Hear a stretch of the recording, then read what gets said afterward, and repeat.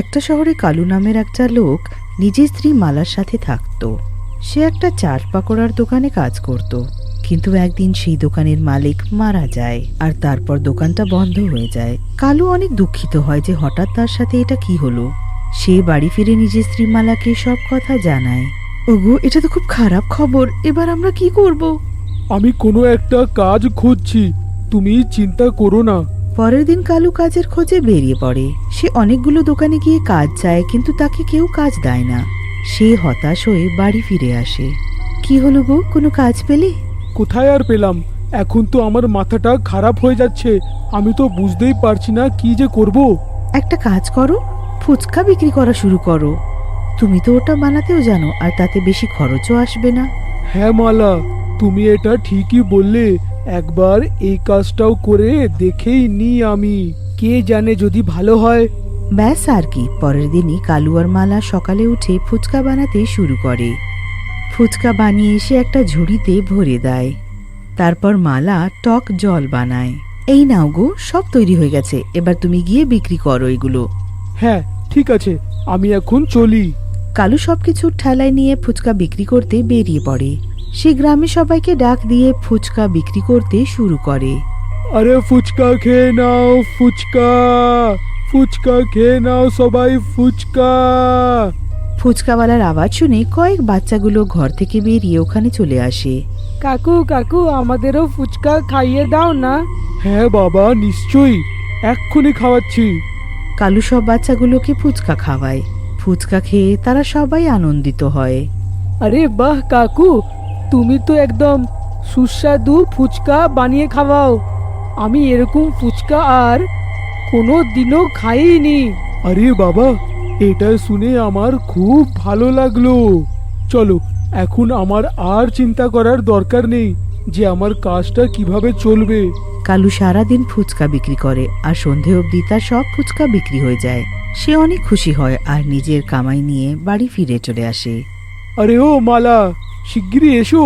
হ্যাঁ গো, এক্ষুনি এলাম। চিৎকার করছো কেন? এই দেখো, আমার সব ফুচকা বিক্রি হয়ে গেছে, আর কত রোজগারও হয়েছে। আরে বা, এটা তো অনেক খুশির কথা। আমরা এমনিতেই ব্যস্ত হচ্ছিলাম, দেখো ভগবান কোনো না কোনো রাস্তা নিশ্চয়ই বার করে। হ্যাঁ মালা, এই কথাটা তুমি একদম সঠিক বললে। পরের দিন আবার কালু আর মালা অনেকগুলো ফুচকা বানায়, আর কালু সব জিনিসগুলো ঠেলায় রেখে বিক্রি করতে বেরিয়ে পড়ে। ফুচকা খেয়ে নাও, ফুচকা। আরে ফুচকা খেয়ে নাও গো, ফুচকা। অনেক ফুচকা বিক্রি করার পর সে ক্লান্ত হয়ে একটা বট গাছের নিচে বিশ্রাম করতে বসে পড়ে, আর সে ঘুমিয়ে পড়ে। সেই গাছের উপরে একটা মোটা ভূত থাকতো। আরে বাহ, ফুচকা! ন্যাম!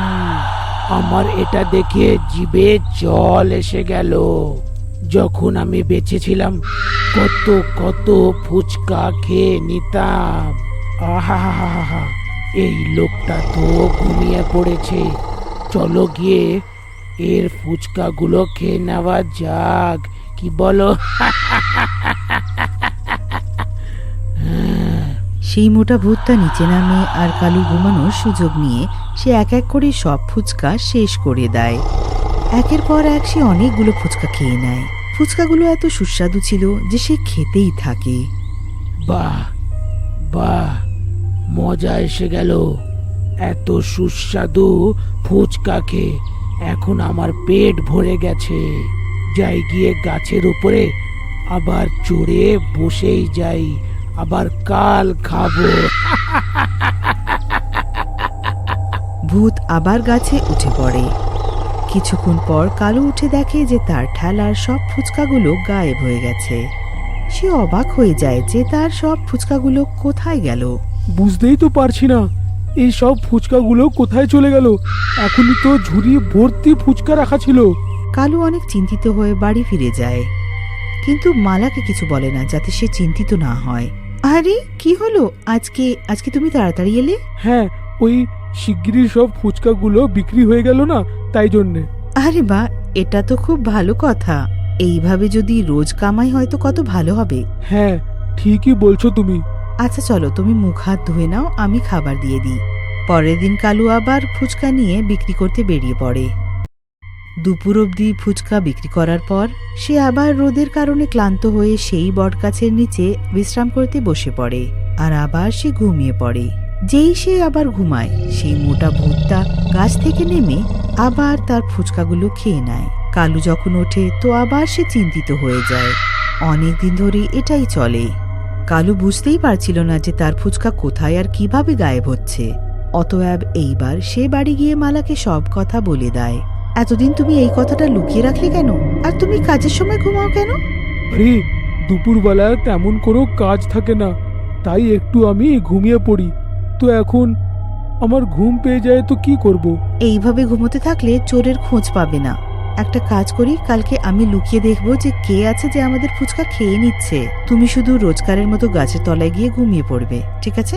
হ্যাঁ, এটা তো খুবই ভালো উপায় ওকে ধরার।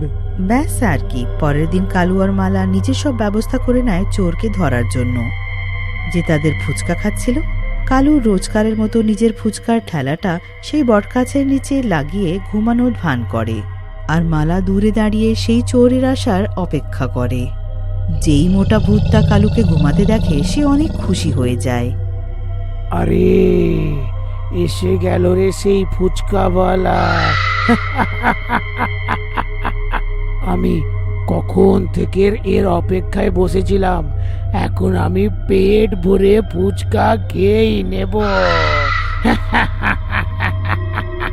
মোটা ভূত গাছ থেকে নামে আর এক এক করে ফুচকা খেতে শুরু করে দেয়। ভূতকে দেখে মালার অবস্থা খারাপ হয়ে যায়। হে ভগবান, এটা তো ভূত যে আমাদের রোজ ফুচকা খেয়ে নেয়। এবার আমরা কি করব? এই ভূত তো আমাদের পিছু ছাড়বে না। মালা ভূতকে দেখে ভয় পেয়ে যায়, কিন্তু ভূত ফুচকার মজা নিতে থাকে। সব ফুচকা খেয়ে নেবার পর ভূত নিজের পেটের উপর হাত বোলায়। হ্যাঁ, মজা এসে তো গেলই, কিন্তু আমার মনে হয় একটু বেশি ফুচকা খেয়ে ফেলেছি আমি। ঠিক আছে, খেয়ে নিয়েছি। আমি তো আর সবার মতন অসুস্থ হব না। চলো এখন শান্তি মনে উপরে গিয়ে ঘুমাই, কোথাও এই লোকটা উঠে না যাক। ভূত গাছে উঠে পড়ে, আর কিছুক্ষণ পর যখন কালু ওঠে তো দেখে যে ঝুড়ি থেকে আবার ফুচকা গায়েব। আজকেও ফুচকা উধাও? ঠিক আছে, কোনো ব্যাপার নয়।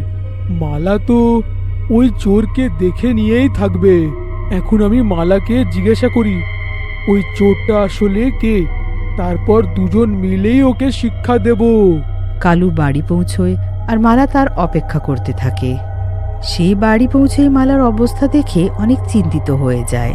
কি হয়েছে মালা, তুমি এত চিন্তিত কেন? চিন্তার কথাই তো আছে। আজকে আমি যা দেখলাম তা কখনো ভুলতে পারবো না। ও আচ্ছা, তুমি ওই চোরের ব্যাপারে কথা বলছো? আচ্ছা বলো তো, কে সেই চোর? আচ্ছা করে ওকে কেলাবো আমি। তুমি নামটা বলো। তুমি তার কোনো ক্ষতি করতে পারবে না, ঠিক আছে? সেটা আবার কেন? কারণ সেই চোর একটা ভূত আছে, একটা মোটা ভয়াবহ ভূত, যে সেই বট গাছের উপর থাকে আর তোমার ঘুমানোর পর তোমার ঝুড়ি থেকে ফুচকা খেয়ে ফেলে। এটা তুমি কি বলে যাচ্ছ গো মালা? তোমার মাথা ঠিক আছে তো? আগে হ্যাঁ, আমি নিজের চোখে সেই মোটা ভূতকে দেখেছি। এখন আমি কি করব? ওই ভূত তো আমার পিছুই ছাড়বে না। আর যদি আমরা ওকে না আটকাতে পারি তাহলে তো আমাদের রোজ লস হয়ে যাবে। আমার কাছে একটা উপায় আছে। কালকে আমি সেই ফুচকা জলটা এত ঝাল বানাবো যে সেই ভূতটা ফুচকা খেতেই ভুলে যাবে। আরে বাহ, তুমি কি বুদ্ধি পেয়েছো গো! পরের দিন মালা ফুচকার জলে অনেকগুলো লঙ্কা দিয়ে দেয়, আর তারপর কালু নিজের ঠেলা নিয়ে বেরিয়ে পড়ে। সে গাছের তলায় ঘুমানোর ভান করে, আর মোটা ভূত নিচে নেমে ফুচকা খেতে শুরু করে দেয়। যেই সে প্রথম ফুচকা নিজের মুখে দেয়, তার মুখটা আগুনের মতো জ্বলতে লাগে। বাবা, আরে আরে বাপরে, আরে এটা কি হচ্ছে রে? ও বাবা রে বাবা, আমার আমার আরে আমার মুখ কি ঝাল রে! আরে আমার মুখ জ্বলে গেল রে! আরে বাপ রে বাপ, কি হবে? মালা দূর থেকে ভূতের এই অবস্থা দেখে অনেক খুশি হয়। কালুও চুপি চুপি চোখ খুলে দেখে তো সেই ভূতের অবস্থা দেখে হাসতে লাগে, আর তার অবস্থা এত খারাপ হয়ে যায় যে সে আবার কোনোদিন কালুর ফুচকা স্পর্শও করে না।